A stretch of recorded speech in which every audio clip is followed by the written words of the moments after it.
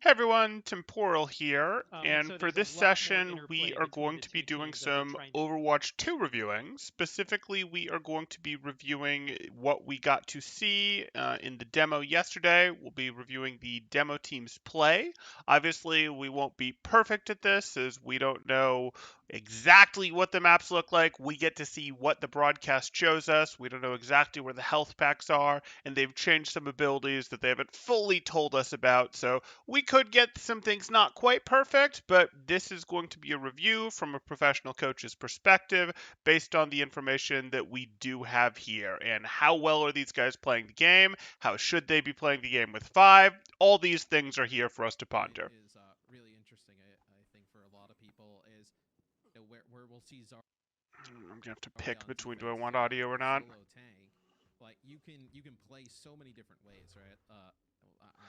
I've seen people Do play I want really game close sound up. effects You or can don't play the I? I guess I'll staircases leave a them little bit talking. further back. You can play the snipers up No, on the I'm not ridge. going You can to. play like so. Okay, so here we are.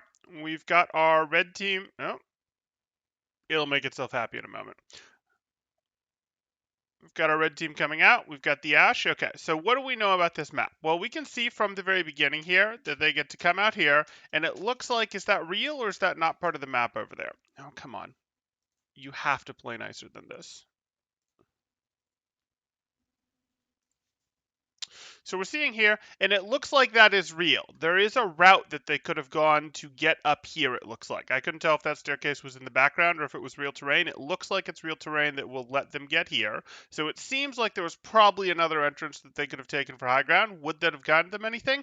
I don't know. It depends on if someone can go through this building. Is there a doorway through this building that would let them get better map control? It's an excellent question to which I don't yet know the answer. Let's see if we can find out. Mm-hmm. Okay, so someone could have gone under right side.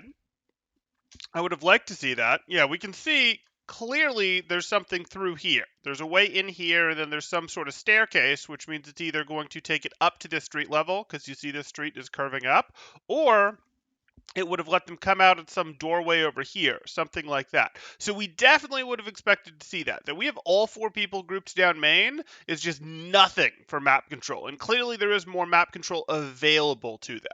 So what would I have liked to see? Well, maybe we want to send our Zarya down main. Maybe that's something we want to do. And we could send our Pharah here where she's got more options, but that means we've got to send our Ashe to go get us more map control. Maybe it comes out up here. Maybe it comes out down here. Either way, Ashe can play on a doorway, either at ground level if that's where it is, or at high ground if that's where it comes out. Pharah plays over here. Zarya plays a little tighter on the corner here. We'll see if she plays tight. And then Anna can do some cart pushing because this curve doesn't look that sharp for her. She'll still be able to contribute. That's what we'd expect. I bet I can turn the quality up a little bit more on this for you guys. Tell me if the stream quality gets bad. I'm going to challenge the audio a little bit here, or challenge the video a little bit here. Okay. So sure enough, we do see as we round the corner that Ashe could have come out and Ashe could have been here. Would that have been the absolute strongest thing in the world, most important thing? No, it wouldn't have been. It would have been a pretty minor angle compared to the Zarya here. Still something that we would have wanted to think about doing, and then we'd want to think about transitioning to here and getting to up here or even up here, since it looks like that goes through. That would be good. That would be where we would expect things to sort of adjust to. We could end up very reasonably in a situation where, hey, we have our Ashe playing from over here, we have our Pharmacy playing up here, our Mercy can pick between both of them, and our Zarya is sort of trying to play behind this car here with the cart, the Anna playing behind this car. That would be something that we might expect to see. This looks like an escort version of Paris, except it's a good map. Could be. Could be. We don't know if it's a good map yet. I don't know enough about the map yet. Okay, so Pharmacy's going for some high ground. Deadly Kitten, the Ashe over here, little less impressive, just kind of playing down main. And I don't like that Mercy's hovering in line of sight of the opponents as opposed to tucking over with Pharah. That's better. Yeah, Ashe, there's just no reason for Ashe to be on the cart. Can we please get our Ashe up here? Up here, up here. Something better than this. Please. Widow. Widow. Widow's just going for a trick shot, totally in the open. Okay, so this Zarya is going to make me sad. There's very little reason for our Zarya to aggress quite like this. Like, if we're aggressing to buy our team time to get map control, maybe. Maybe that's something we want to do. We aggress with our Zarya to get ourselves our Ashe up here. That could be a thing. So, our team takes space as our Zarya aggresses. Let's see exactly how this actually plays out. We're throwing the TNT, we're throwing the right clicks, and now we're aggressing, and our Zarya is popping personal while missing all of 30 health there. 30 health. To be fair, Quirky Turtle over here is missing 0 health as they pop their personal.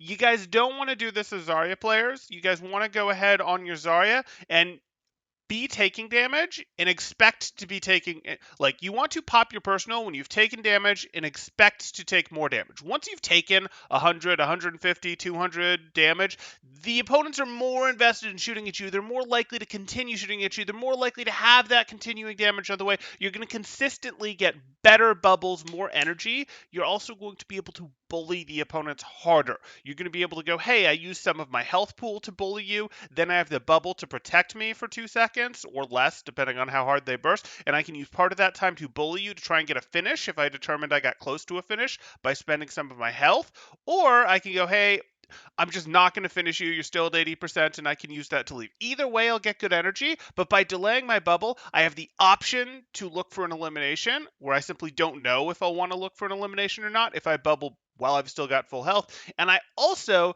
give my support more time to catch up on me. If I bubble when I'm missing 30 or 0 health, then there's no time for the support can't do anything. It's like you're still full health. There's nothing I can do. If you bubble when you're missing 200 health, that gives your support the time of your bubble to try to catch you up, so you actually get more total durability, sustain, all that good stuff. So these are not very good bubbles, to be perfectly honest. And to be perfectly honest, I don't even like that our Zarya is here.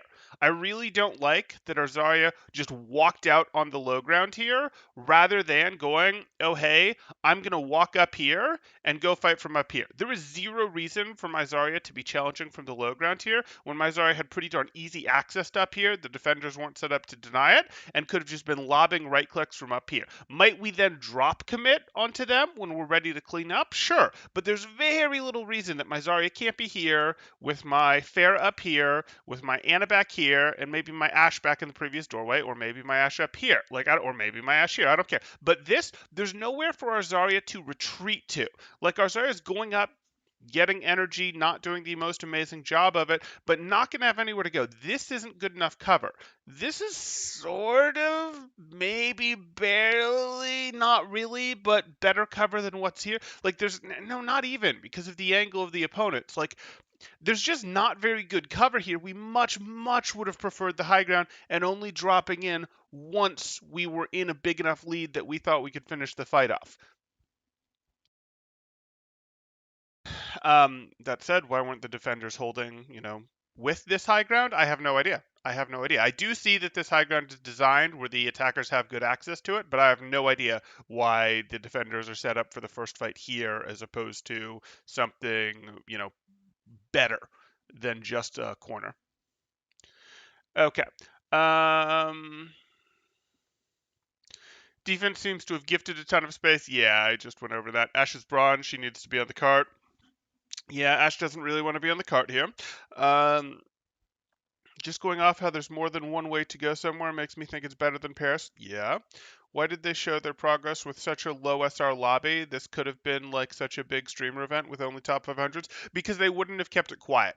All of the big streamers are looking for how do we, I mean, they're not all doing this, but they're mostly how much it would have been too hard to control leaks, and there probably was a desire to control, hey, we don't want to leak this, we want to have control of the news cycle, we want to have the ability to get our words around this, try to soften the blow, etc., because they have to have known this wouldn't have been perfectly received, and I wouldn't be surprised if we get a new experimental patch, by the way, on Tuesday to help change the news cycle.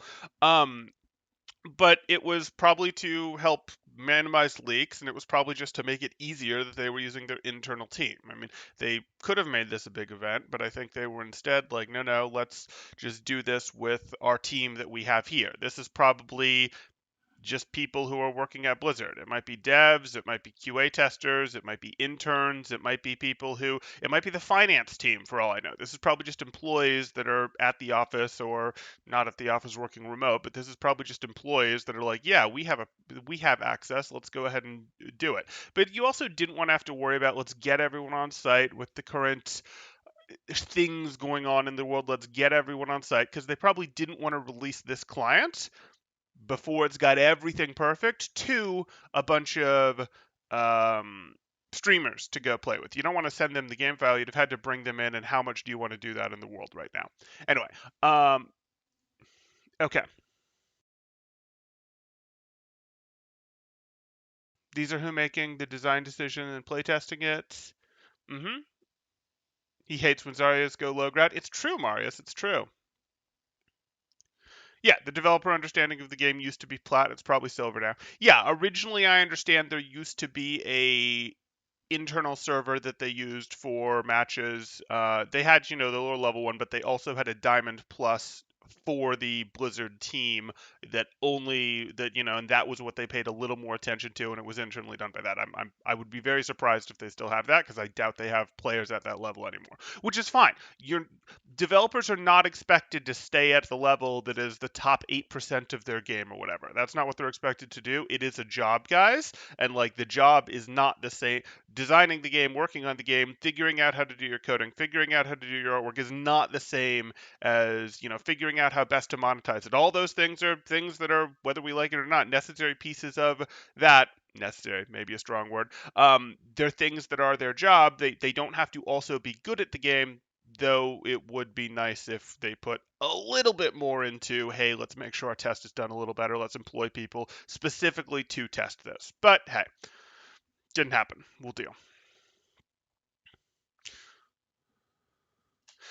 So getting someone to sign an NDA is great, but so let's think about this. I'm going to get someone to play. They're a streamer who has never had this much money as they've gotten in the last year or two because they've gone big as a streamer. They don't do a good job of saving, investing, paying their taxes, any of those things. They make some big leak. You think it costs you millions. You have to get the judge to agree it costed you that. You have to go, hey, is this NDA still enforceable when we actually try to enforce it? Because even though it's written this way, blah, blah, blah, what monetary damages can we actually get out of you that don't have any money? Like, you as a streamer might think you have a lot of money, but you don't know how to budget, you don't know how to have it, blah, blah, blah. And then we brought in, okay, well, here's this streamer that broke our NDA that we would like to go, you cost us millions of dollars from Overwatch 2. Good luck. Good luck. I hope this is the finance or accounting team. It's probably not.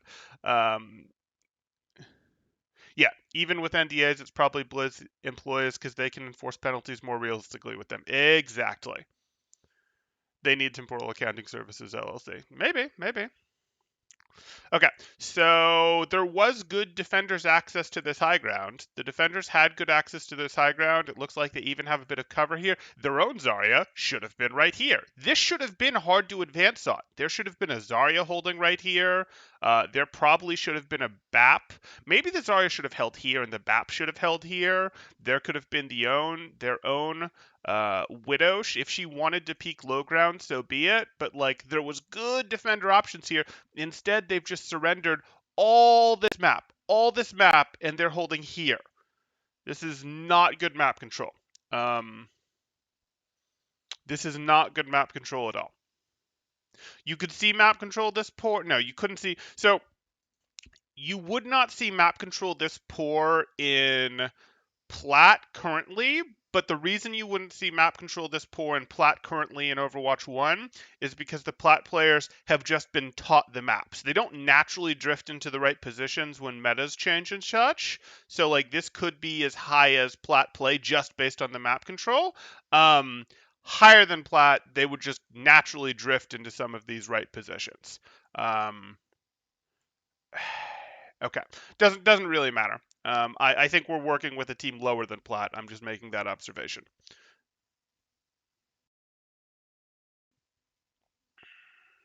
The bend is a kind of cool thing. Okay, and then we've got those signs on the bridge. That's interesting. Um, I don't know why you dropped down here necessarily, Farah. There's your second bubble.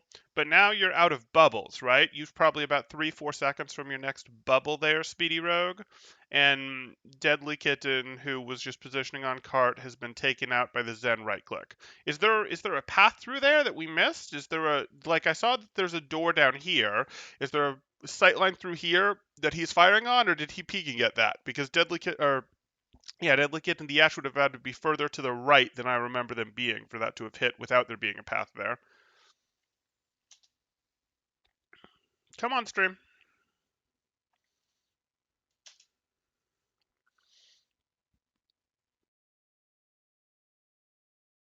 Mm-hmm. So like, it's really powerful, isn't it? To be like, hey, I'm sending rockets down here. It would be even more powerful to hammer them with rockets from over here. And the opposite side sign, just like we see a sign here, there's one on the other side that's just as good. If you stood to the right of that and just peppered them with rockets, your Mercy could then stand here and boost you, heal you, or just reach your tether down and heal or boost your team. It would be pretty great. It also would make more space for your team, which would have potentially given your Mercy room to res the Ash.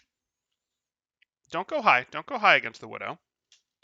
Yikes. That is going to be such a pain for that soldier to retreat. He got the bubble, but there's just no cover there. Like from this angle, there is no cover there, but that doesn't matter. Okay. Why? Why are we fighting the Zarya?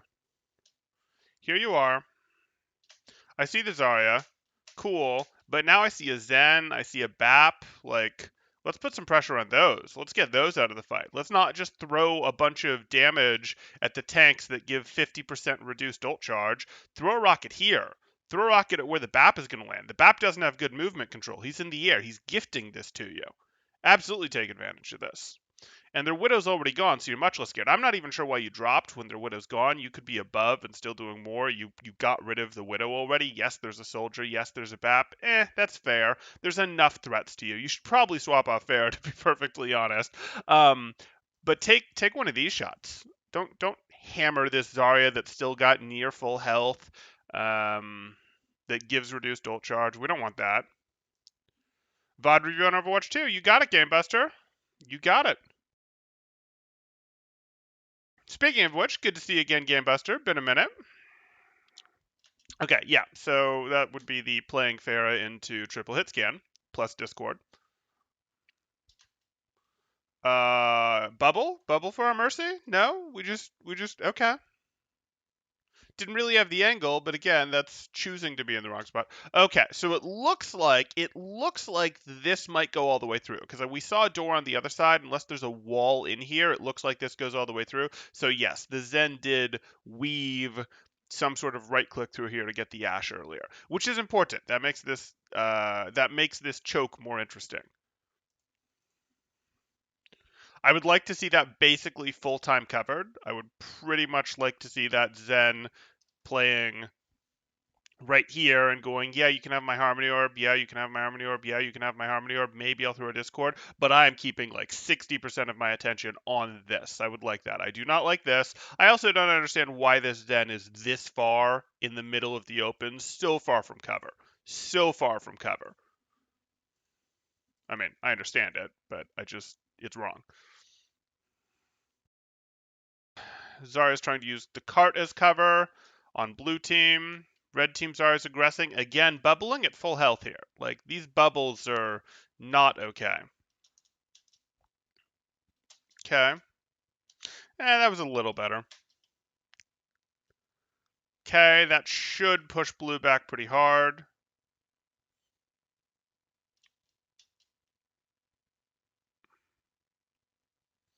Mm-hmm.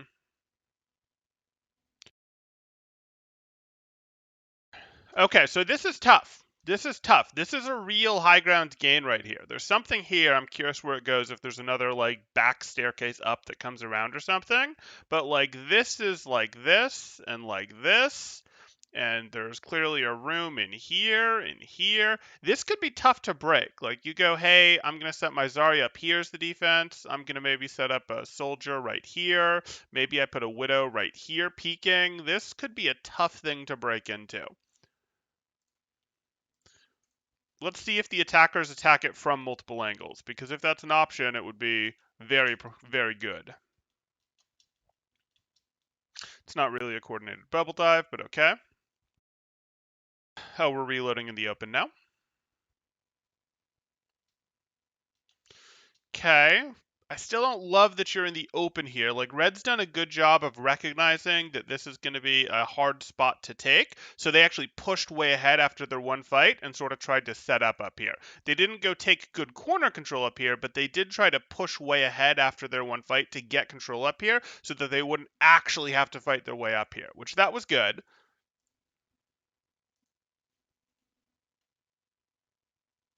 Except I don't like that, our Anna's necessarily quite up that far. That I wouldn't have gone for. Okay, there's our nade. Okay, can we extract the soldier first? Soldier's going to be easier to extract. Okay, where does this go? That looks like stairs. So is this our feed through for this thing or this thing over here, whatever it was? Maybe it was over here. Is that our feed through? Because if so, that's going to be really important and really hard to control, actually. Like, it's going to be hard to control this from the high ground because the direction this doorway is facing.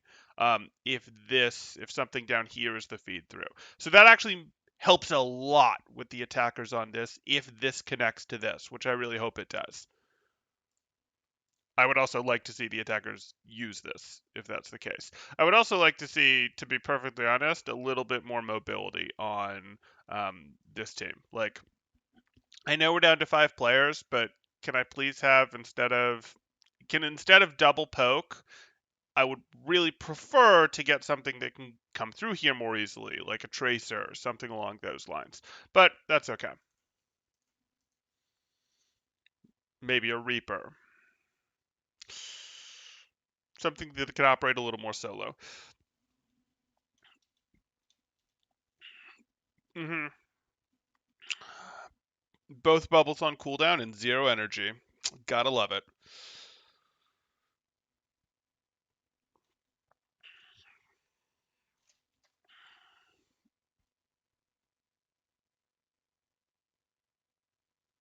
Okay. You don't have bubbles, you don't have grav, work your way out. Stop trying to melt the Zarya and get your way to cover. Cover! Cover! You don't have cooldowns, you don't have health, you don't have grav. Get back to cover!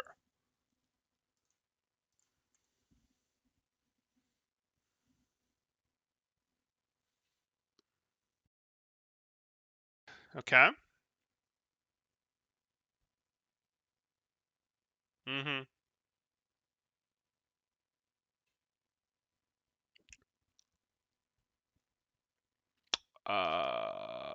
What? Okay, so here we are. So the barrage happened, and we didn't really get to see that, and that effectively makes this fight Reds. Okay. And then you're just choosing to go down on card. Yeah, I don't object to that.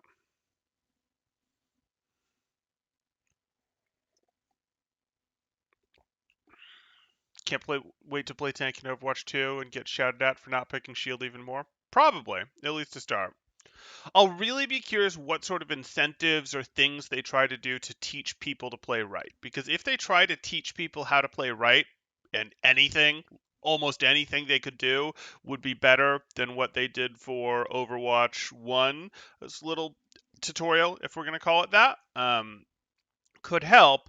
But more importantly, there's other design things they can do, like giving DPS the passive to move faster. Well, that's a subtle design hint to get DPS to go, hey, when your tank aggressively takes space, you need to use your speed to quickly get into positions to enforce that space that your tank took. Like, what subtle design things like that can they do? But also, what can they actually do from a tutorial standpoint, from a this is how you play the game standpoint, from how can they communicate to the not to the like player base that watches my videos, but to the super casual player base, or make the whole player base watch my videos. One of the two.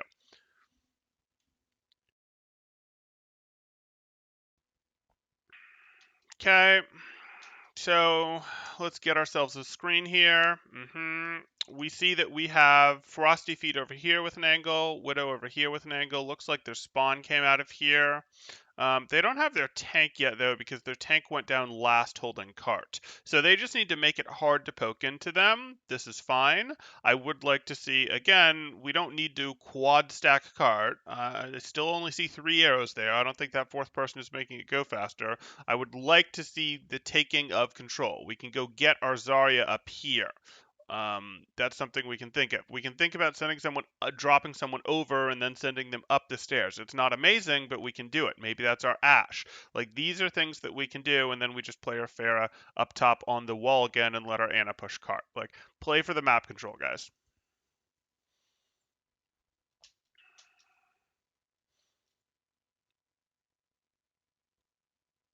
Okay. Clear the Discord. That's better. Keep the cart between you and the Zen. Would have really preferred to tuck this TNT further this way because you knew that there's stuff trying to hide in here, and you also know that if pressure is put on this Widow, she's likely to go this way. So would have preferred to air this more in this direction than we did.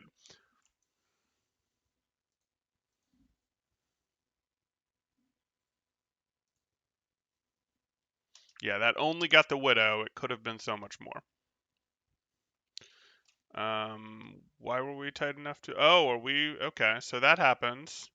The grav comes out.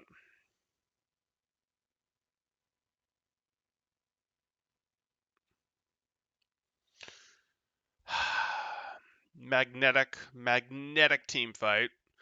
Blue Zen Sour Witch just gets pulled into the team fight. There's no reason for Zen to be going, yes, I'm here where I'm safe. Let me just walk closer to the fight. We grabbed them. I'm gonna walk closer. And doing that forces his grab. Or forces his trance. Oh, and we double up. Trance plus window. Either one of those should have been more than enough to clean up this, even after the Zen mistake, to clean up enough limbs from the grab to make it work.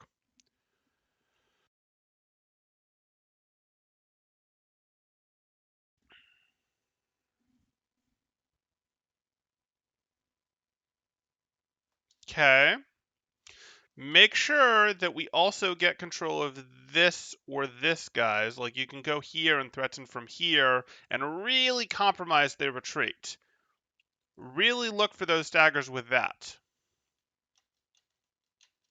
Okay, you're done, Red. Just get out.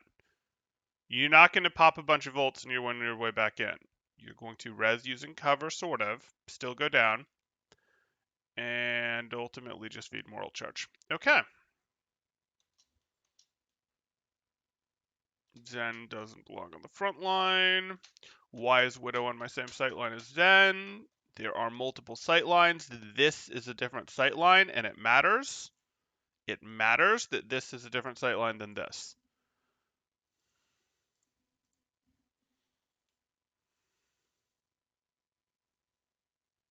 Okay, you got the Discord out. Definitely feel the lack of a second tank, though. Like, because I mean, some of this is the heroes that they've chosen, but like, as soon as this tank goes down, we don't really want any of these people near the front line. So it is a little,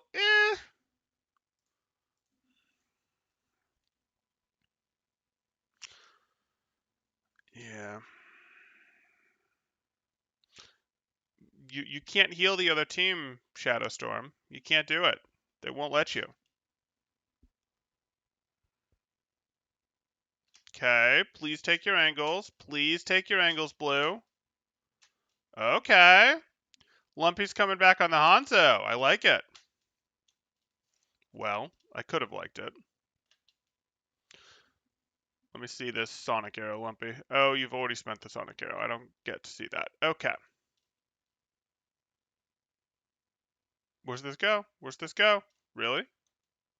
Really? Turn right for me? Turn right for me? Turn right for me? Turn around for me? Okay. You're going to pop that Sonic. How's that Sonic placement going to be? That is a terrible Sonic arrow. I would like a new Sonic arrow. Please refund my Sonic arrow. Okay, go to the right. Go to the right of the pillar. Advance over to here.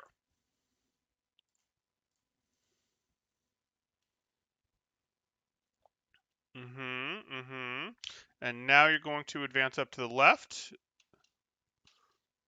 Fine, you're going to get it through. Okay, how are we going to do? We're driving the car into the casino. Works for me. Its wheels aren't dirty anyways. They haven't touched the ground. Okay, let me catch up on chat. I've been doing too much gameplay review for my VOD review. Okay.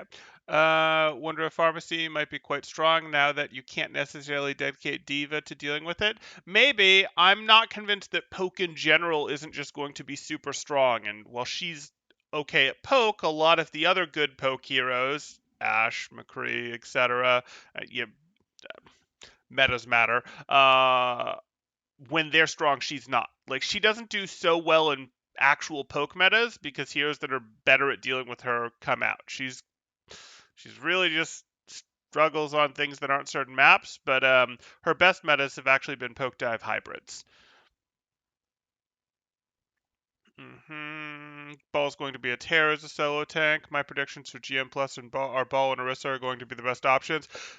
Apparently they quarantined Orisa, and it looks like they've quarantined most of the heroes that were about hard static space denial. Maybe because they've realized that that's too good if they're going to have the maps more open, where there's less good cover to use, it's hard to advance, etc. Who knows? Who knows? But yes, I think Ball, if they didn't touch any of the tanks, I think Ball would be one of the better tanks based on what we're seeing so far. Do you think overall healing will need to be nerfed in Overwatch 2 with the removal of a tank? Not really. No, I don't necessarily think that follows.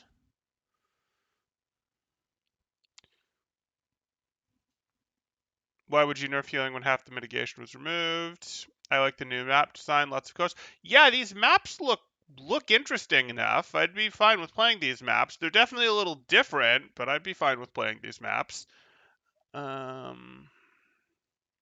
way they talked about supports wanting to be able to focus all their attention on one stank instead of two, Blizzard's low pad. Yeah, I thought that was really interesting, and even Super bought into the argument a little bit, or they used it to respond to Super. I don't remember. I was surprised that that flew under everyone's radar because you don't focus two healers on a tank in the modern era. Even if you're running a Reinhardt, it's like, here, let me run my BAP plus my Lucio.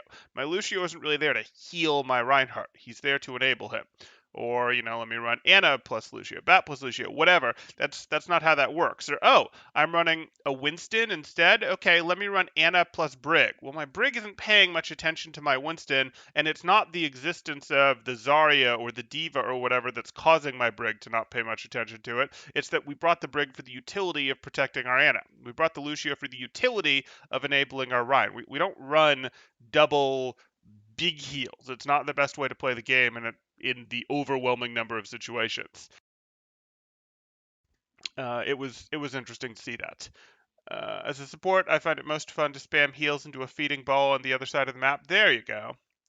I'm glad they're going to cater to this fun playstyle in the next game. But why hate in the dev team being low plat? Gold is the average rank. You don't want to design a game for the top 500. I think both of those things are. I would have comments on both of those things. I don't think the dev team is low plat. I think the dev team is probably lower than that at this point, and I don't necessarily have an issue with that. I think that part of their QA team should be higher, but one of the credentials to get on the QA team to do the hiring in the first place should have been that they're a bit higher. That's a tester team or whatever you want to call it team. But that most of the dev team is silver would actually be closer to my guess. Doesn't really bother me. In terms of you don't want to design a game for the top 500, sort of true. You don't want to design a game that only works for the top 500. I agree, but lower ranks are always going to be some level of chaos, and you have to be a little careful with that.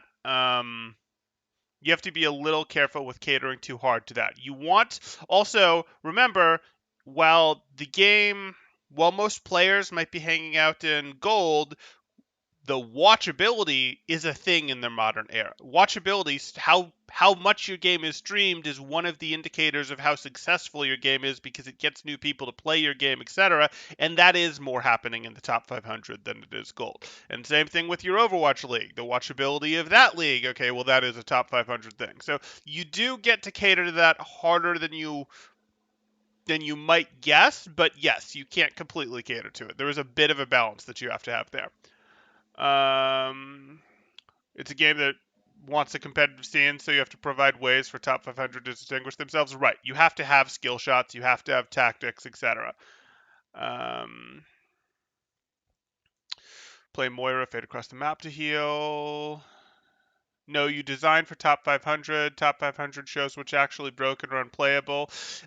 You design disproportionately for top 500. Your game has to still kind of work at low levels.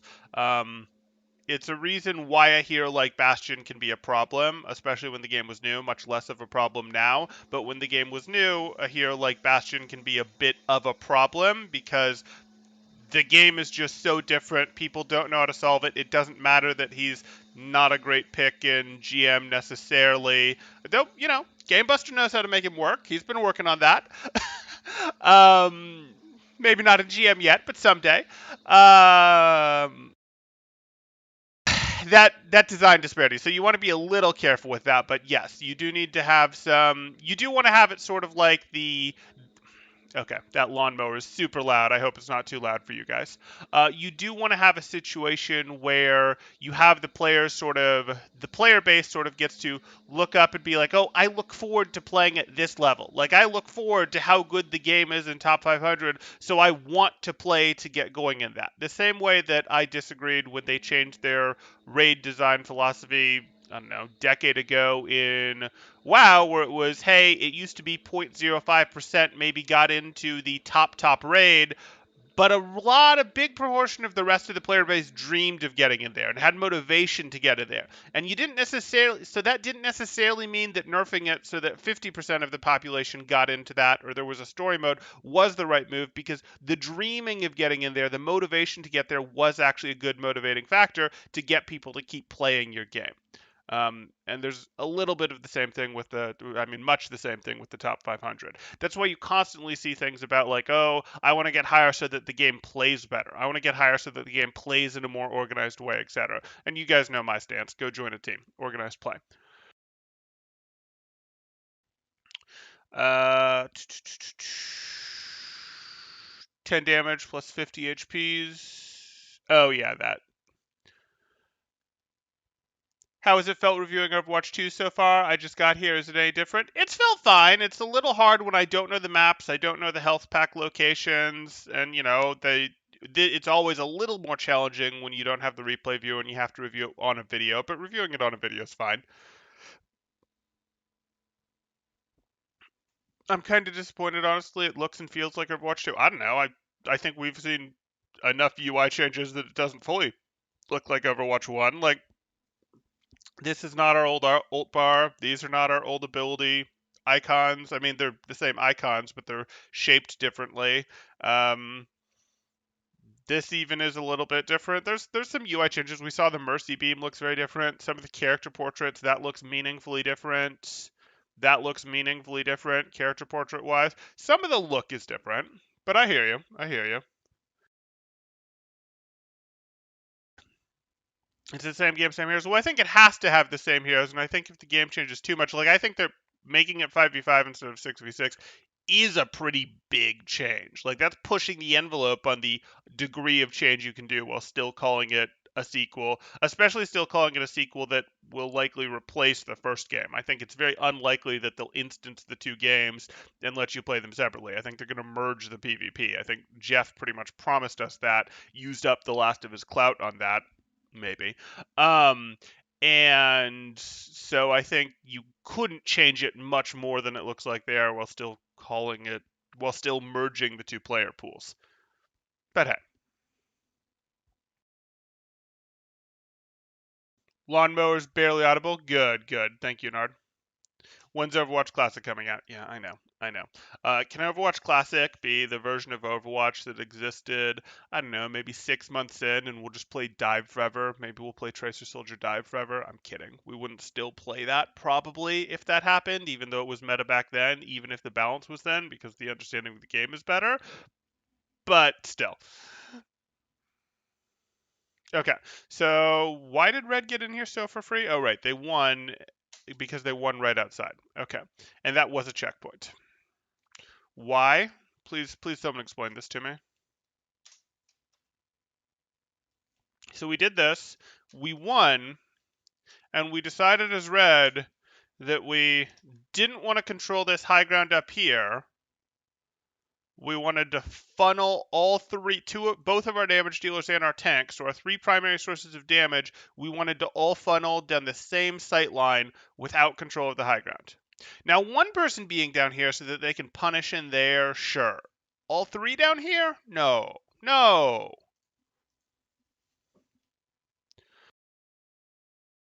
High ground is bad. Oh! Lumpy! Lumpy with the off angle. Lumpy with the high ground control. Discorded, pushed back, able to sustain, clears the discord. I like it. More high ground.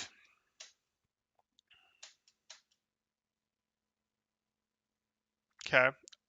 How on earth did you guys lose your Zarya? How aggressive did your Zarya have to get for that to happen? So we've rezzed the Zarya. Oh, that aggressive. Yeah, that would be pretty aggressive. That would be pretty aggressive. I don't know why your Zarya would be all the way up there when she can just chill right here. If your Zarya holds right here, kind of like a Reinhardt holding a corner, the cards can get all the way here for free. And your team can be doing its poke work from here, and once your Hanzo advances from here, all that time for pretty minimal risk.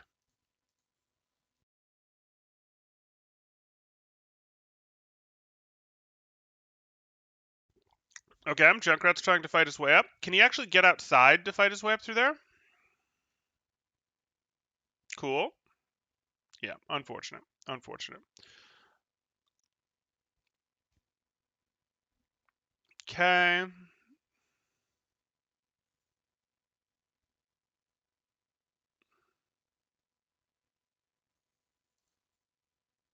Okay. Um, it's not perfect. Like I like that they're different angles, but this is a very defensive position compared to the rest of his team. Like he can enforce if his team gets jumped on from here, but he's not playing against a dive comp. He's playing against another poke comp. They're playing effectively a poke v poke type setup. His team isn't going to get aggressed on the same way. They're going to get poked at, and because they're going to get poked at, he can't shoot back at them while his team gets poked at. If he was playing against a dive comp where he'd be able to be like, ah, yes, I'm going to shoot you, or a brawl comp where, ah, yes, I'm going to be able to shoot you in the side as you advance on my team, this could make sense. But this isn't a correct read of what he's playing into. He's not going to be able to get value from here. Do I have any Widow tips? Sure. Do you just want generic Widow tips? I mean, there's not a Widow on the field right here, but a generic Widow tip would be remember that you have Venom Mine. That applies to a surprisingly high number of Widows. Remember that you have Venom Mine. Throw your Venom Mine up on one of the flank routes. In Overwatch 1, there's generally only one or two meaningful flank routes. Having your Venom Mine up on one of those flank routes, just remembering to put it up, it's worth a lot. It's a nice early warning system when flankers show up. It's pretty cool. Yeah, yeah.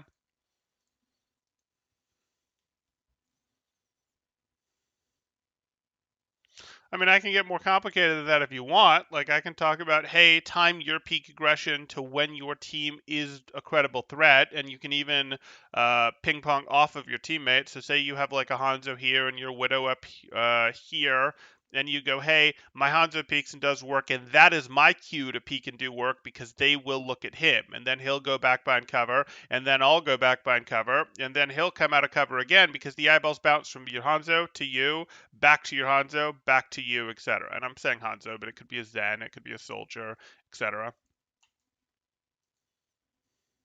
Okay, so here we are. Don't really love that Lucio is just chilling on low ground there. There's very little reason for Lucio not to be on this wall right here. Give Zarya more ability to get out, to manage her energy, to sort of greed right clicks and still get out. Gives Lucio a better angle for spamming poke. Like, really would prefer Lucio to actually be wall riding.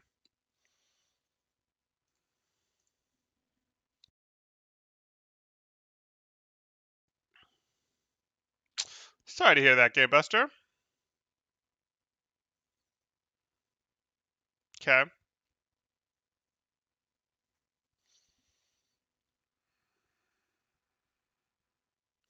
Used Bob to break the choke.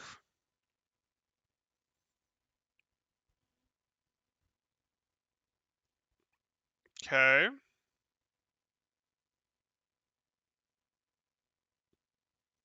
Sourwitch really just likes playing in the open in the middle there. Sonic Arrow is not what you're trying to eliminate people with, because if you miss with that Sonic Arrow, it's going to do you no good whatsoever.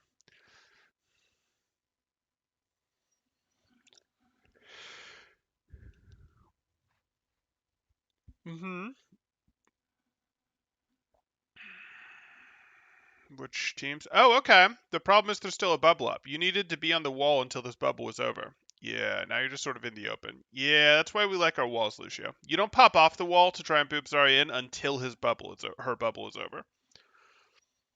And now she has two, so you have to think about it even more.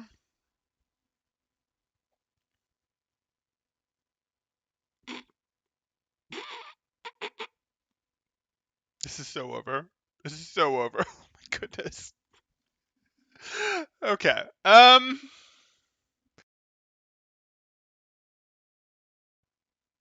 Here we go. The Junkrat was good. I'm not sure why the Junkrat dropped. The Junkrat had a great spot. They must be worried about their health, but this isn't better. Like, this is more dangerous to them because they haven't been healed up. They're easier for their support to access, but they haven't been healed up, so I don't know why they're there. Why they dropped. This was better for our Junkrat. Here's our Mercy. Decides with the second half of this Valk to pull out the blaster and fight the soldier. Not in love with this. Not in love with this. Boom. Soldier backed off. Soldier backed off. If you did this because Soldier was pressuring your Pharaoh too hard for you to out heal it, which is weird, so be it. But now you swap back to your chain damage boost. You have already established that you are not hitting enough shots. You do not have enough Valk time unless your aim suddenly gets monstrously better to beat this Soldier. So he's going to avoid you. He's established that he's going to avoid you. You need to swap back and just sort of use your staff at this point. Just be like, hey, I still have lots of chain value I can get out of my Valkyrie, and it's fine. I drove this soldier back. I'm fast. I'll just Valkyrie back and continue to boost my team for the last quarter of my Valk. No problem. No problem. Used a quarter of your Valk to zone the soldier. That's fine. Please stop it. Please stop it. Don't turn a quarter of your Valk into half of your Valk. A quarter of your Valk to zone the soldier, I can live with. Half of your Valk to zone the soldier and not eliminate him is not going to work for me. And then it doesn't even work for zoning him because your Pharah comes in here and gets eliminated. So you didn't really even zone him. And yeah, your Pharah goes down and you'll be able to res her, but that was bad. That was bad.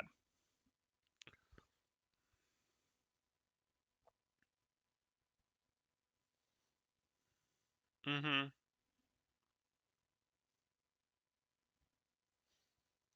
Yeah, I wasn't watching the trans. Okay, so why did we pop this trans? Is it just because it's the end of the map?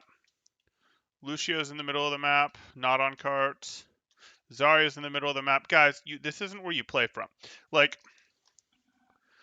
use the pillars. They're here for a reason. You guys designed the map like this for a reason. You designed the map like this for a reason. Think back. Why did we put pillars here? Why didn't we just leave this as an open place? Why did we put pillars here similar to how we put pillars here on Rialto at the end of third? Oh, because like the path from spawn to the cart is just way too open, and it would be a feed, and if attackers get control once, having close spawns wouldn't even matter because it's just way too open of an approach. That's why we did it. Right. Right. So why is your Zarya here? You're either behind pillars or you're on cart, or you're transitioning very quickly from behind pillars to cart. You're not standing in the middle trying to melt the chandelier. You're going to get blown up here, and this is not your support's fault for not healing you. This is not your Lucio and Zen not keeping you up. This is you can't live here. This is not a place you can sustain. Get your poke advantage from your pillars, soften red up enough, and then go in and get to the cart.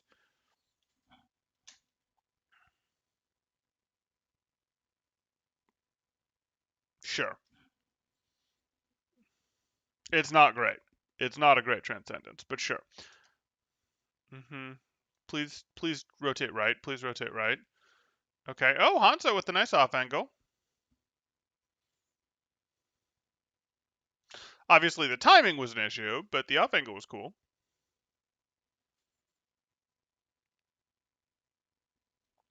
Oh, okay. There is a opening here. So that's worth knowing.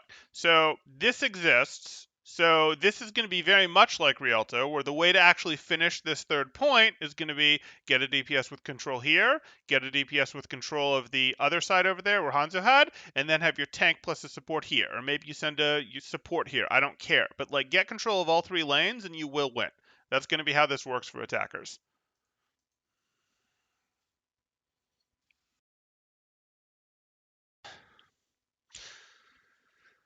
Mm-hmm.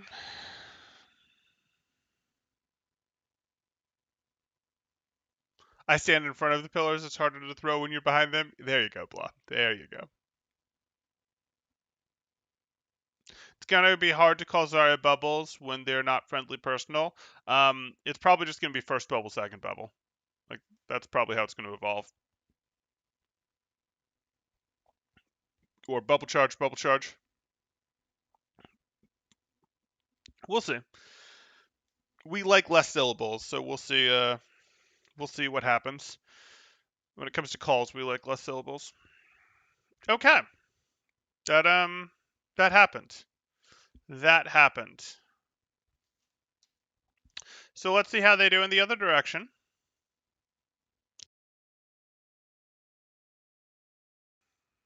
Okay.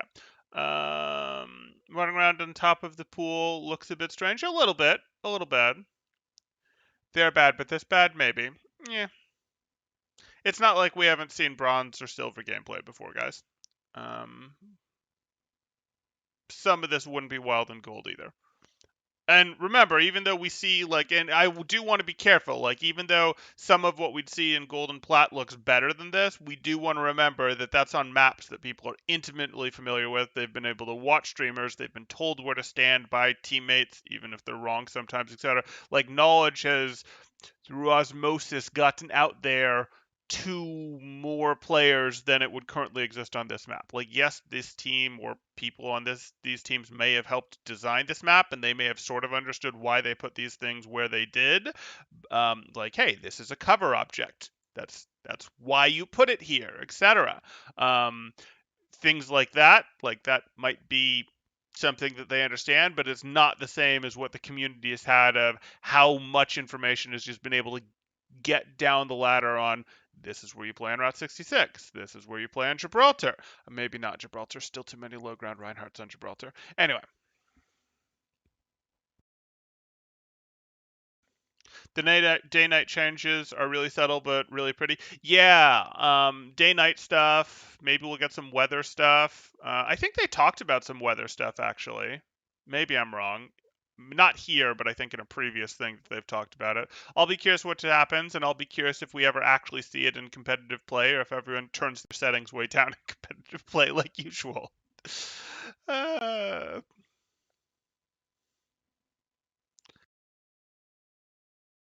Gibraltar Rhines are real. The stuff of nightmares. The stuff of nightmares. Okay. Oh, there's the Rhine icon. That looks different. Okay, so let's see some Reinhardt. So what do we have here that's different? We have some meaningfully different things here. So we saw a lot of Zarya last round. We've seen both of these supports. We've seen both of these supports. We, in this review, haven't looked at the Torbs yet, haven't seen the Mei yet. We've seen the Ashe already, though it's a different Ashe player. Last time it was Deadly Kitten on the Ashe, Humpy on the Hanzo, and then the Rhine. So I'll be curious because we know the Mei can't freeze people. I think her Blizzard still freezes people, but she can't freeze with her left click. She's still got cleave damage on it, more damage on it. We have the Torbs, and then we have the Reinhardt. Let's watch for that double Fire Strike Reinhardt. It's not a thing his kit needs. It doesn't help his kit because it encourages the wrong thing. Uh no. How, no. This is a UI downgrade. This is a UI down. I think this is a UI downgrade too, personally. Um, yikes. This helps a little bit. This actually maybe this makes it okay. Um, But this is a UI downgrade. Like, you do not want it to be less obvious what your shield status is than it is currently. And I think this portion is less obvious than you're being boosted at what we had in 1-2. This might be enough to more than make up for it. But I don't like this, and I really don't like this. And he's got 550 health, which is funny because they really it just means this is a version and they haven't updated it. They cloned over Overwatch at some point and then started making changes, etc. And they haven't made the change that is in Overwatch, which is he's down to 500. Okay, interesting. Okay, so we're here. Oh look, red team likes high ground. Good on you, red team. I approve. I approve. Okay. Are we gonna get a Discord out there? No? No Discord after that right click? Even when your Ryan was right there gifting it to you? Oh my goodness, this fire strike. It hurts, it hurts, it hurts. Crouch, crouch behind the payload. Okay, at least when you pull up your shield, you get a bigger UI. Oh, I still don't love that though. Mm.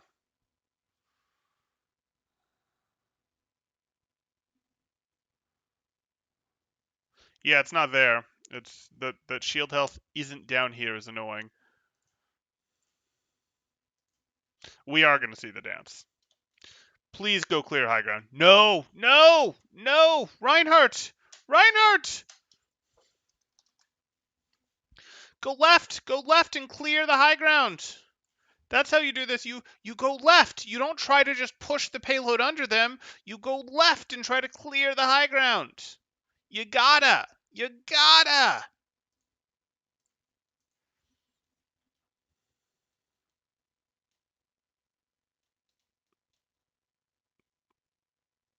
Mhm. Mhm. I mean, if the opposing team just lets you, I don't know about this diva.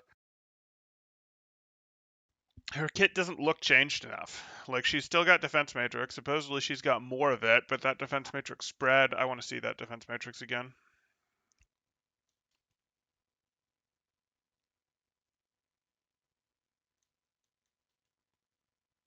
Was that way longer? Does that get way thicker? I'm going to want to see more defense matrix because I don't care if she has 4 or even 6 seconds of defense matrix. With how her matrix works, she's not going to be a very great frontliner. Um, if they gave her more armor too, maybe, but no, don't fire strike at the diva. Swing your hammer at the diva. Okay, great. That's the Mei wall. Okay, cool. Now shield. Good. Don't fire strike. It's a diva. It eats fire strikes, but also don't do it. You can't cancel your way out of a fire strike the way you can a swing. And the swing is plenty good enough. Where are you going to go? Your shield has 50 HP left. Are you going to maybe stabilize? Stabilize in here with a corner? Like, Come on. That would be a very Reinhardt thing to do. Stabilize. Stabilize. Stabilize. Okay.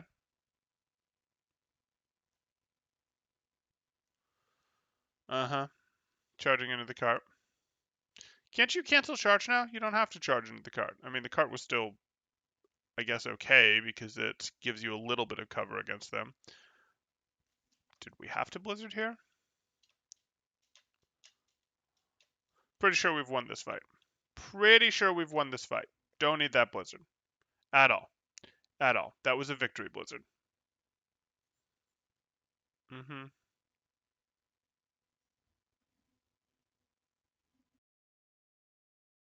Overwatch 2 hook hitboxes look awesome, way better than the current state. Okay. Oh, oh, you're not saying hitboxes. Honestly, Overwatch 2 looks awesome, way better than the current state. That's a hot take. That's a hot take. We'll see. Do you mean look as in looks like it'll be fun to play, or do you mean look as in the UI? Because I think that's definitely a hot take right now. I'll tell you that much. Doesn't mean it won't be good, and I'm hopeful. I'm hopeful that it will be good. There's a way that they can do this in which it will be awesome if they get it right with 5 people with only one tank. They're not playing against human nature. That'll be great if they can actually make that work. But there is so much that is more likely to go wrong there.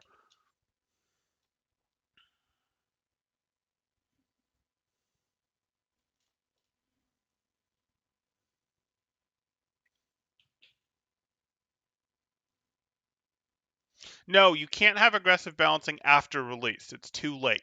You have to get the balance right before the game releases. You have to. You have to release the game in a balance state that is as good or better than the one we're in currently. And this is one of the better balance states. I know people are sick of McCree. I am too. But this is one of the better balance states that the game has been in. You have to release the game in a balance state that is this good or better. Because Overwatch 2 will get a lot of people to come back and try it out, especially with the 5-person announcement. 5 people being at 5 instead of 6 will probably get even more people to come try it than would have before because, oh, it's different. It's more different. I at least want to try that, even if my initial reaction is, ooh, I don't know about that. Like, that is going to get more attention, more media, more, okay, I'll give this a shot. But they're not going to stick unless it is good and enjoyable. You've got one shot to get this right, to get a massive audience boost of a semi-permanent variety.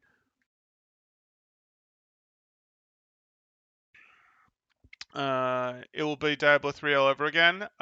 If they're trying to release, if they're trying to balance afterwards, it could be. I don't know. Like they're trying to shoot the moon here. They are absolutely trying to shoot the moon, and if they land it, it is going to be amazing. But like shooting the moon, they're more likely to fail than to get it right. Shooting the moon is difficult.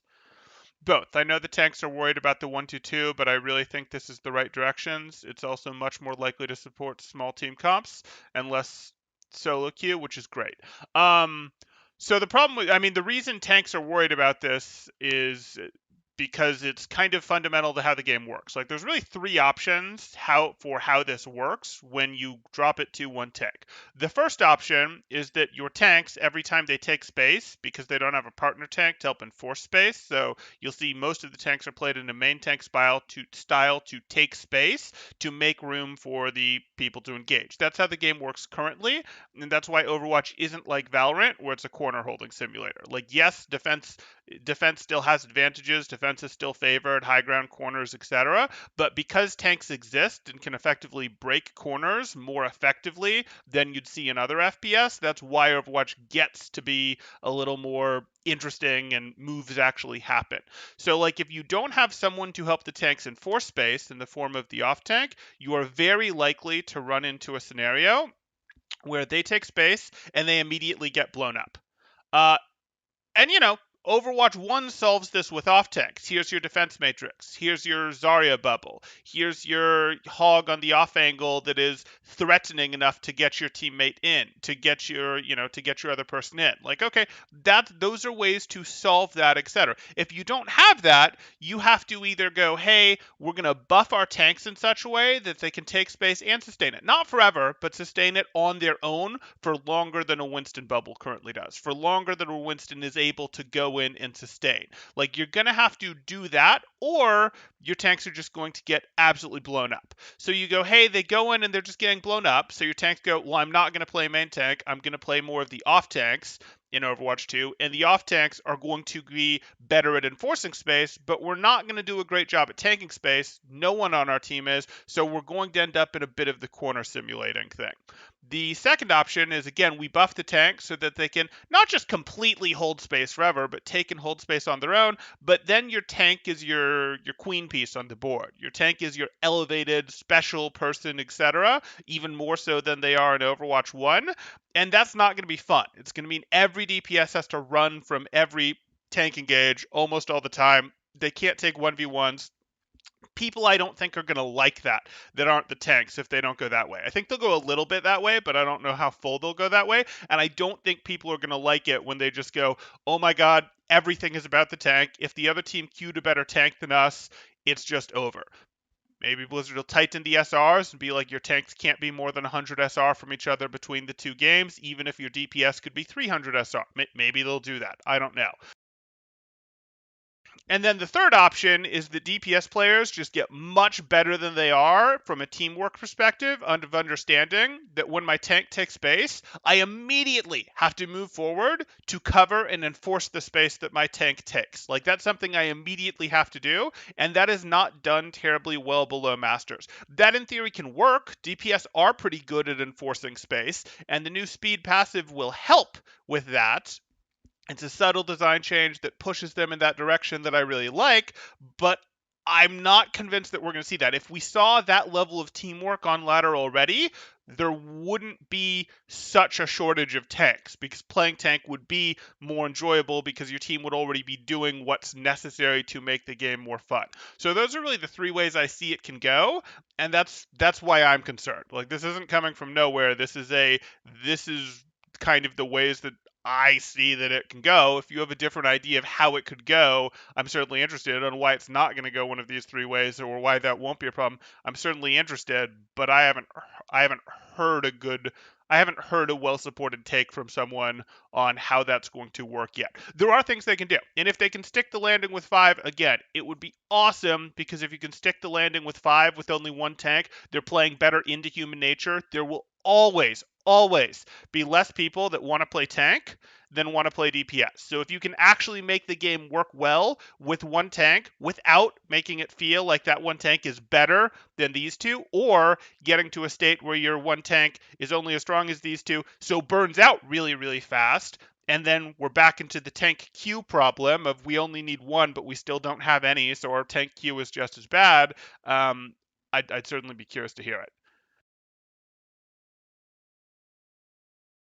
But I am hoping that they land it. Like if they land it again, it's awesome if they can stick the landing on this.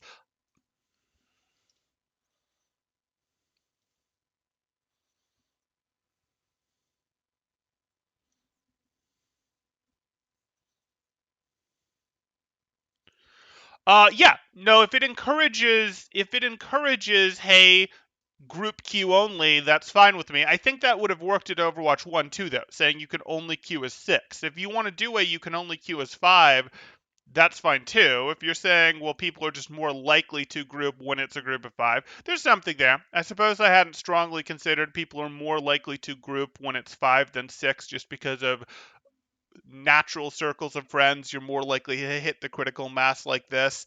Um, that could be. We're certainly seeing that in battle royales and such, that we're getting more friends playing together. I think what we found, though, in general, is that people don't play with their friends in ranked quite so much, and that's not just an Overwatch thing. Like you see similar things in League, you see similar things sort of all over the place. When an SR, when a number is on the line, people are less likely to than in the battle royales where that's kind of different. It's there's not the number on the line. Um, but yeah, I suppose that has some value. Smaller group, more likely to play with friends. Playing with friends does make the game better, but I think that also is what causes a lot of people to not really be playing to improve, etc. Especially when they're playing partial groups with friends instead of a full group of friends. Maybe, maybe. Team Q is the solution. I agree. I don't think, and I think Team Q would have been the solution to Overwatch 1, and originally that was the plan for Overwatch 1 based on what we know, but they relented and said, "Oh, I guess we have to do a solo queue," and that might have been the kiss of death right there. Um, but yeah, no, Team Q would be a great solution. I don't think they'll be willing to go that extreme though and say you have to queue as 5. If they did, completely changes things. It could be very interesting.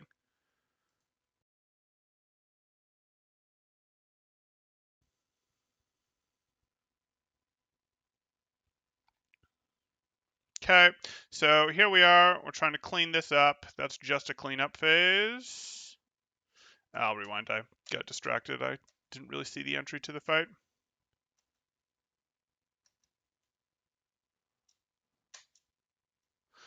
We also have some DPS that can take space a la off tanks, whether that's flankers causing distractions, torb turrets, etc. Sort of.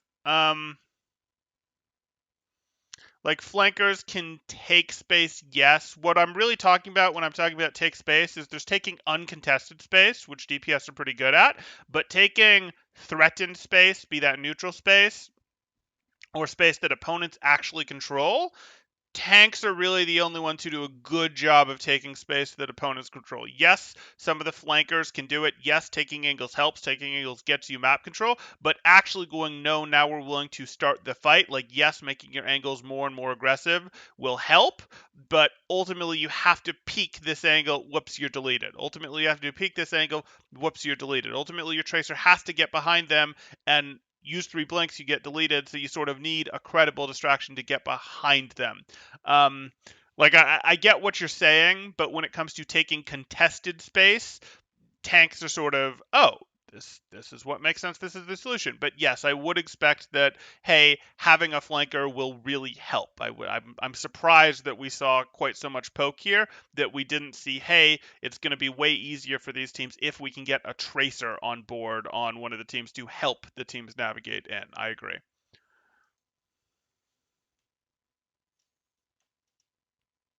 Echo's pretty good at. Oh yeah, that might make Echo better. Echo being able to copy the opponent's tank. Who knows? Especially if they buff tanks and make them sort of first-class citizens. What's real life friends? You mean people who play the game that aren't bots? uh, To take contested space, you really need to be able to absorb some level of pressure. DPS are bad at it. On the other hand, if the maps are more open and have more routes, as opposed to Overwatch, you have one route, you have a decent strength secondary route, and you have a weak third route. If you can get more routes, if you can get more open space, that it may be easier. Like that might allow, hey, the opponents just can't cover everything well enough, and maybe that'll be how DPS advance. I see what you're saying. They do get deleted too fast, and I guess not as much a la off tanks, but a Roadhog through the threat of getting one shot. Yeah, right. Roadhog moves people around because he threatens one-shotting, and you can't really delete him as he's transitioning. And Roadhog's going to be better in this. I don't know if he'll work I don't know if he'll work when he's the only tank you can run, but he's definitely going to be improved a lot by the 50% reduced ult charge gain from shooting at tanks.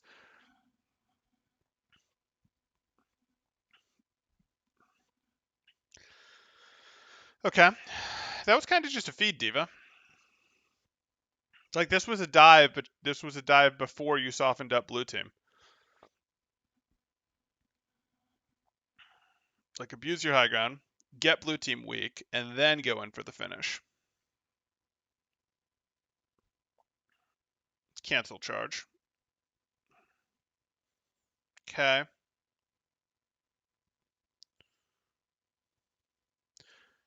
That's fine. You did what you needed to, blue. Now take your space.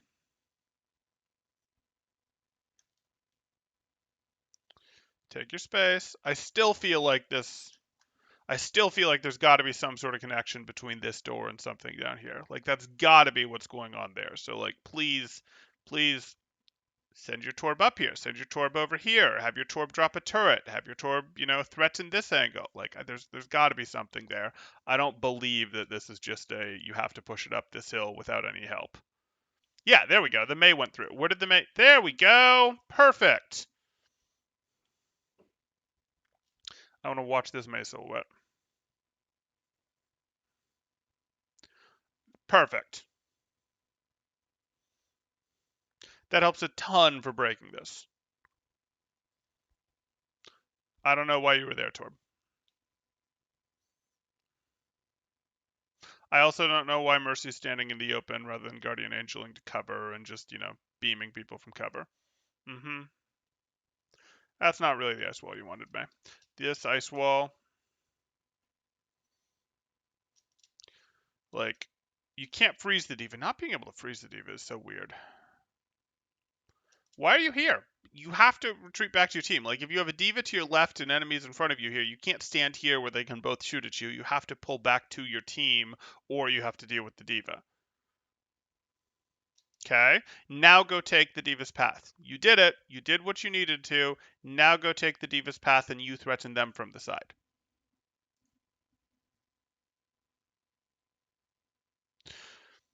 No one's talking about them mentioning that they might slow acceleration in the game, making AD strafing weaker. Yet another way they're making it more like Valorant. I don't know. They didn't sound decided on that, so I haven't commented on it too much. But yeah, that's true. They did comment on it.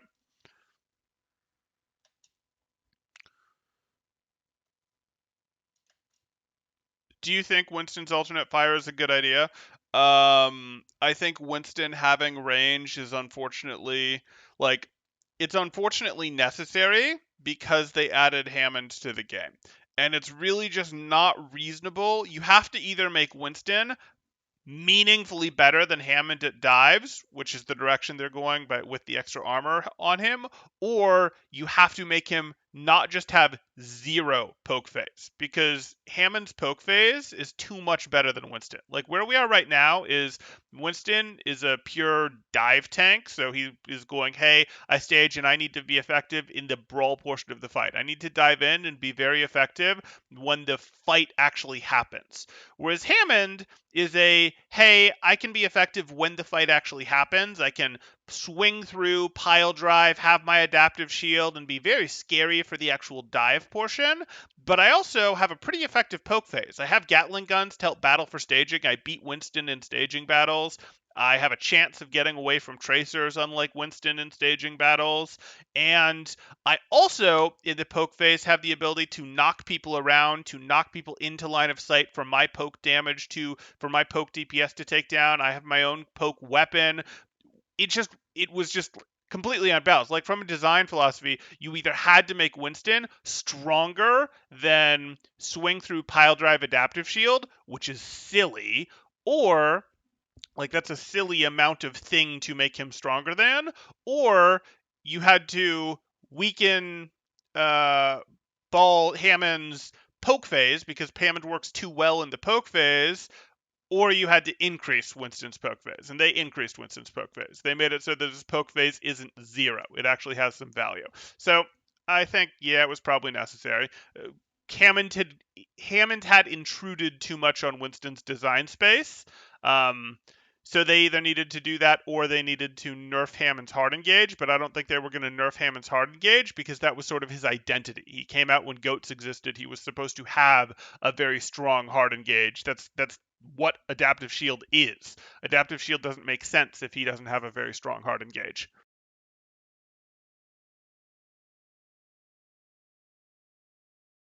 As a projectile main, I hope they don't nerf acceleration. It's one of the reasons this FPS is faster paced and more exciting than a regular FPS. Find a different way to balance its skin, please. Yeah. Not realistic, but it makes it feel like Overwatch. Yeah, yeah. When is Overwatch 2 available? We can review Overwatch 2, even if it's not available, because they gave us a demo game. They actually gave us 3 demo games to review.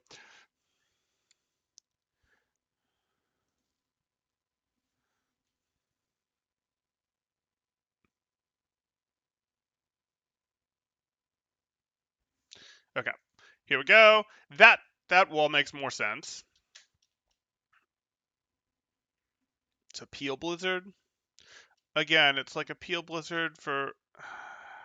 I don't love that. Really? Here you are. That's a blue blizzard. That's not affecting her at all up there. Okay.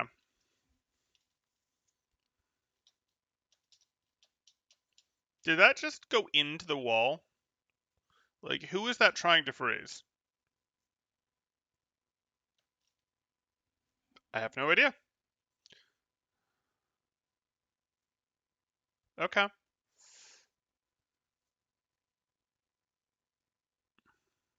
Mm-hmm. Clean up, good. Okay, so she's got the micro missiles. I want to see this again because I want to see if we can get a feel for that. 4-second booster cooldown. Used a tick of DM, and that was a quarter. This is the current diva. There's nothing special about this diva. That's unfortunate. We were told about her having more matrix. Maybe she does. Maybe I read that wrong, but that looked like the current diva to me.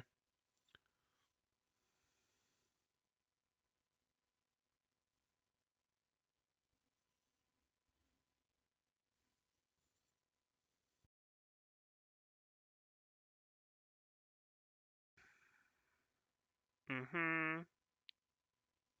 So you're trying to advance with your Reinhardt. You're gonna have to take, like, why don't you just all go through the path? They're not gonna do a good job of holding you. You can all take the flank route. Use your Rhine shield and everyone go through the flank route. Don't fight your way up this hill. You can get softened up so much. Yeah. Diva, I don't know why you're here. Like, you got a massive lead. You went in for it, but could you, like, sit on top of the pillar like you did before? That'd be way better. I don't know why you have any interest in falling back into this fight. You had plenty of boosters. You had plenty of boosters to land on top of that pillar again.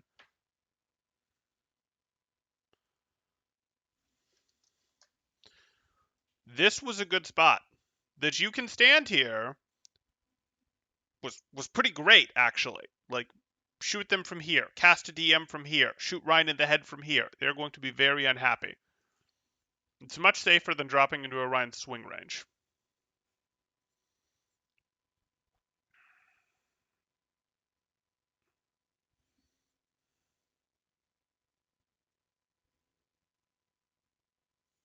Mm-hmm. Okay.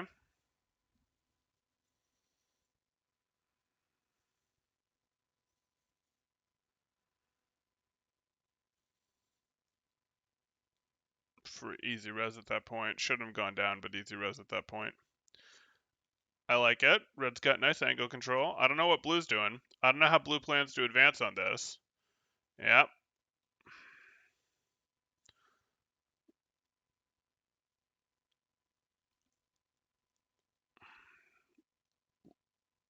Okay.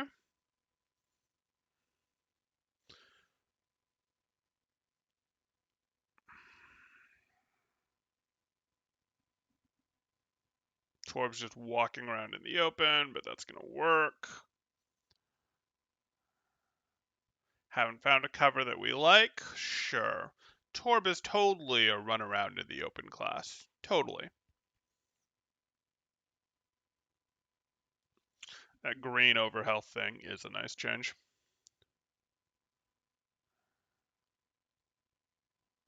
Mm-hmm. This is just messy. Oh, now Curly likes the angles? Or now Curly likes to sort of think about cover? Okay. There's some Doomfist and some Tracer. Tracer doesn't look changed. The UI, excuse me, the portrait for Tracer has changed, but I'm just looking at the abilities, the health, all those things. The ammo count. Mm-hmm. There was a slow flick on our tracking, but that's okay. Ooh, double blink when one would have worked. Mm-hmm. Play on the outside. Play on the outside. Play with cover. You only have one blink left. Play it closer to cover. Yeah, play. This is okay. This is okay. You can threaten the turret from here. I'd have preferred the other side of the boxes and just jiggle peek to break the turret. Because the turret will take time to acquire you because its default direction is your teammates. Mm-hmm.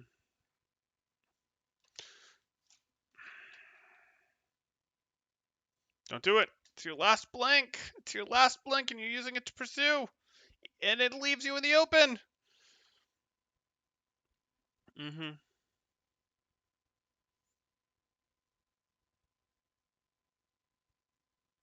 Okay, so we're going to see blue team gets to third as well. Though red team has had a much better understanding of defensive positions than blue team did. Um, a much better understanding.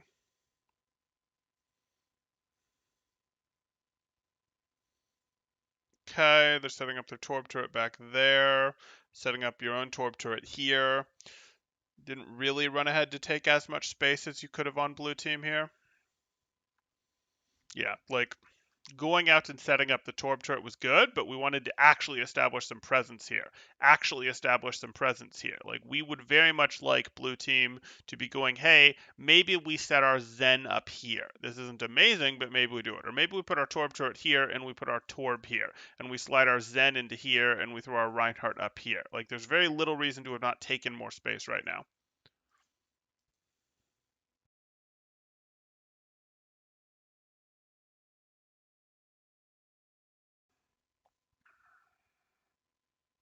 Come on, YouTube. Play nice. Okay. That turret was never going to work.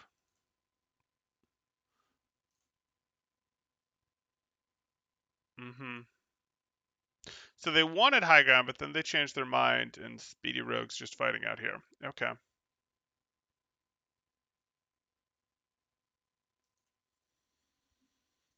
Didn't really see what triggered the trans, but it was probably Doomfist being on the Zen. Ooh. I like it. High ground Anna. High ground Anna. Just drop an aid and win the fight. Cancel that trans. Yeah? Yeah? No. No. Instead, you actually drop. Why would you drop? Why would you drop? This is way too hot of a situation for you. Up top, you were great. Here, what are you just like? Is this a workplace dispute? Are you being like, I have an issue with Sourwitch?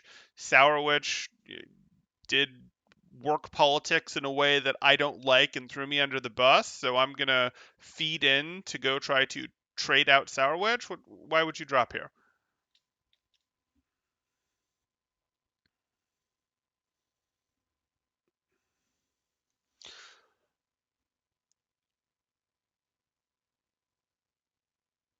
That's a great question, Nard. I don't know.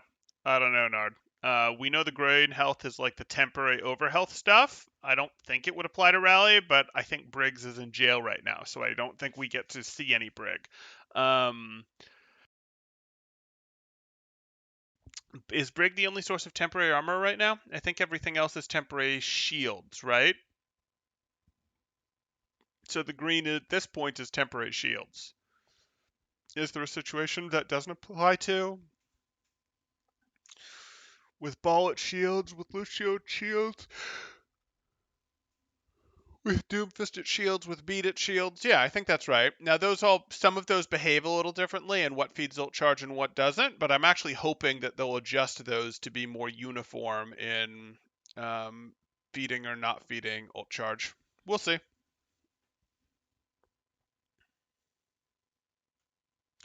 Yeah, temp health. Torb overload. You're right. That's the other armor one.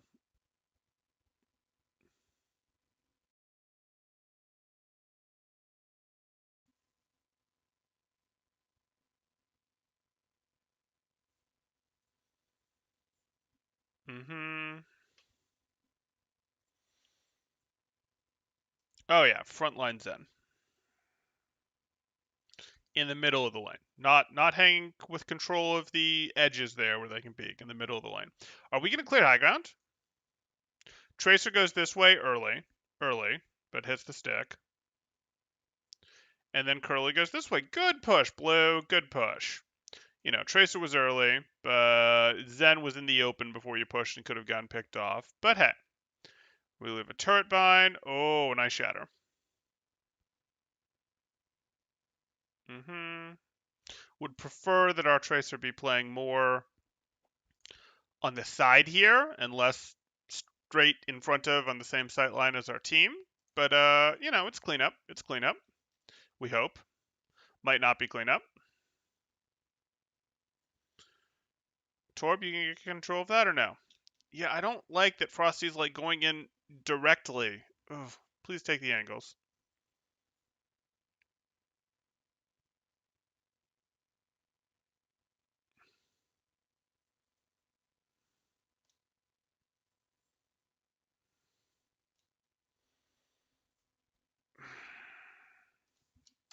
Not cleaning up the advantage when you had it here costs blue. So blue is here. There's stuff that they can go get. Like blue had won the previous fight. Red is not fully out yet. If blue wants to actually clean this up by going, hey, let's send our Torb through here, or let's send our Tracer through here, and like actually push from this direction and this direction, we can do this. We can make this work. We can win this map from here.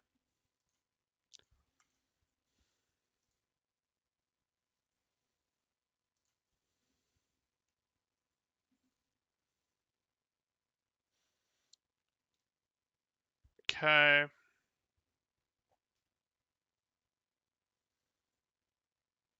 Great. So just beat Doomfist on the left. You guys can totally do that. That's fine. You just back out. If Deadly Kitchen wants to lay live everywhere, you just back out. No, you Valked in response. Valk is not a good answer to that. They have Torbolt and Nano going. Let's just leave, Blue. Let's just leave. We have a Rhine Shield. It's not leaving. Okay. Why are we throwing our own Torbolt into this? Oh, because it's last fight. My bad.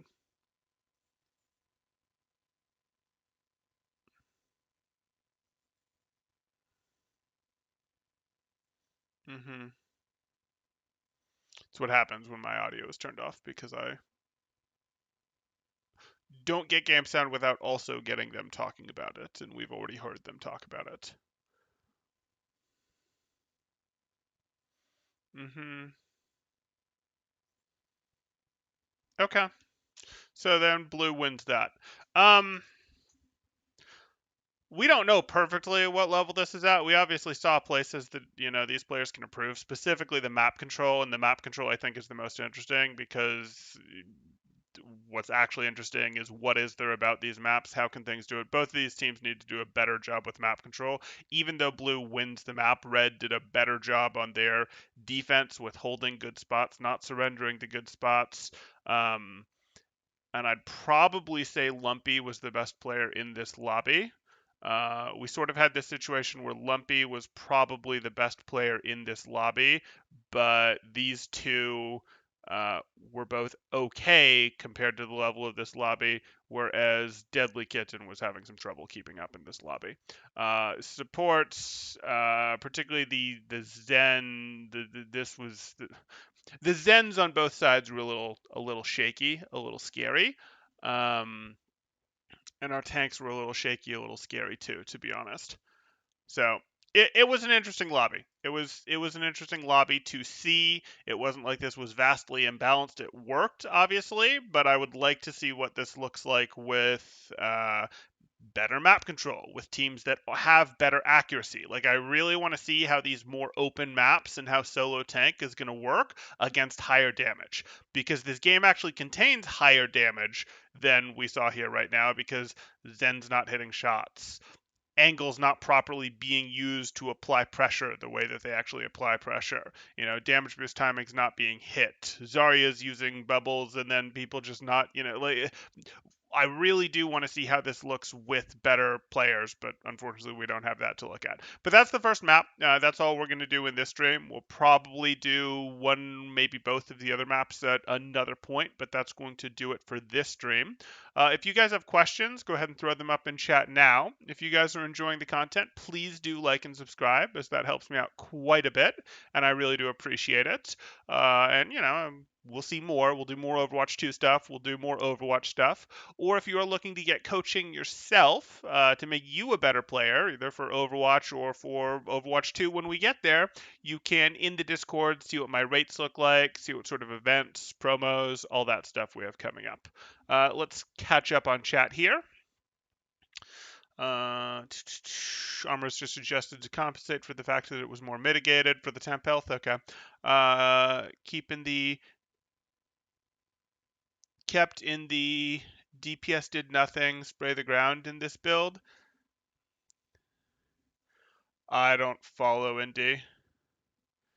Kept in the DPS did nothing, sprays the ground in this build. Oh, did one of the DPS not accomplish anything but still spray the ground?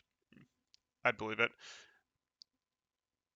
Do you know if they altered any heroes in Overwatch 2, example, tracer range, spread, etc.? I mean, I'm sure they'll do some of that, but from what we saw, like we saw Tracer for a bit, and Tracer looked pretty much like the Tracer that's in the game right now. We saw Reinhardt, and Reinhardt, even though the UI was different and had a second fire strike, that looked like the only change that, and could cancel charge, I believe. Those looked like the changes that we saw for that. Um, yeah, we saw some changes, but we didn't see a ton of changes. We know that they've changed Mei so that she can't freeze people except with her blizzard.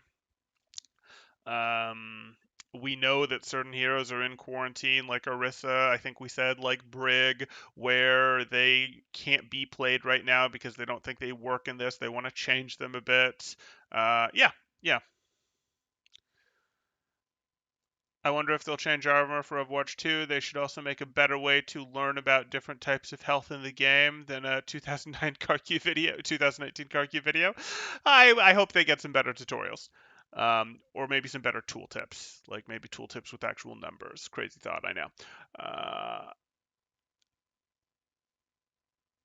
I would assume no because everyone would get pissed. No, I think they'll do balance changes. I think they'll do more. I think they just haven't done much yet because they're not there yet. I think while they have a version of the game that is somewhat playable internally, I think we're still, we're not going to see this game live in 3 months. Bastion getting reworked, right. Hanzo gets Scatterback.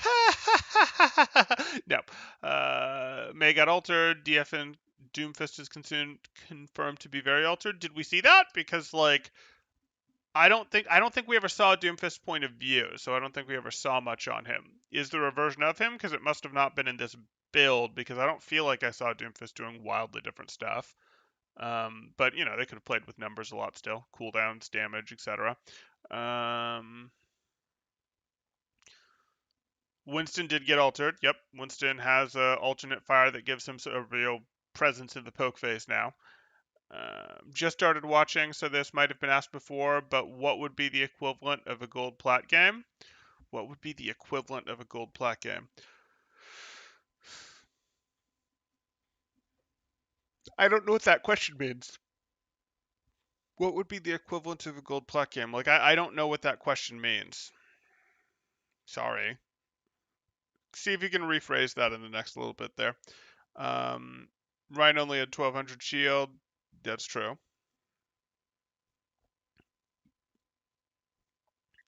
They said they'll need a change DF a lot because of his CC and mobility. Yeah, they've told us that I know they even hinted at maybe they'll take Flashbang away from McCree. Wouldn't that be interesting? They've hinted that they want most of the CC to belong to the tanks, and that's why Brig is in quarantine, for example. They want most of the CC to belong to the tanks, and then there will only be one tank on the board for each team, so CC should drop significantly. We'll see. We'll see. I think it would be hard to remove Lucio's identity of booping, for example. I think it would be hard to remove Sombra's identity of hacking.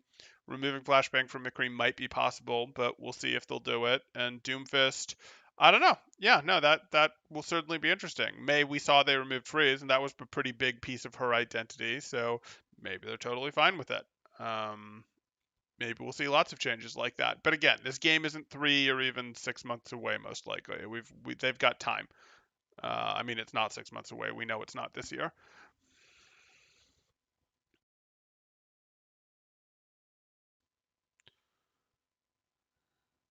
Uh, this is equivalent to silver gold. That's probably about right. It might look a little worse than that, but keep in mind they're playing on a map where that knowledge has not been passed down osmosis through the community. The community hasn't used its collective brain to solve these maps and to slowly transfer that knowledge out to the average player the way it has on other maps. So this was probably something in the silver gold would be my guess. Yeah, I guess more silver than gold. I'm worried they're not going to do balance changes for Overwatch 1 as aggressively because they don't want a big disconnect between hero changes in Overwatch 1 and 2, especially for flankers who are clearly stronger in 2. Um, yeah, So what you do run into there is, and we saw this here where the Reinhardt had 550 health still. Yep, that's not a 5. 550 health still, where they've clearly picked a point and they're balancing from that point. And I don't know if they'll be like, oh, well, let's change Reinhardt again, or if they're just going to keep balancing from this point that they've picked, and if the games are going to diverge, and therefore we'll see some reversions when 2 goes live because it was based off of this build of 1, for example, and they started making changes to this build in a 2 direction, whereas this one is going into 1 direction. I'll be curious, or if, like you say there, they're just going to go, well, this is 1, and we're just going to put this on very minimal changes the rest of the way through.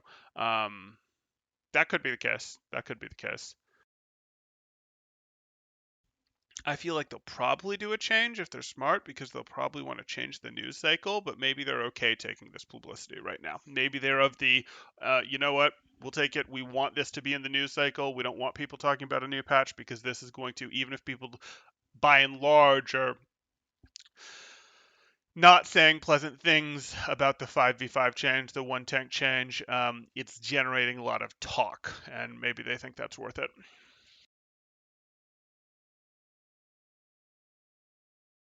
Okay, I think that's going to do it. Once again, if you guys are enjoying, please do like and subscribe. That helps out quite a bit and is awesome.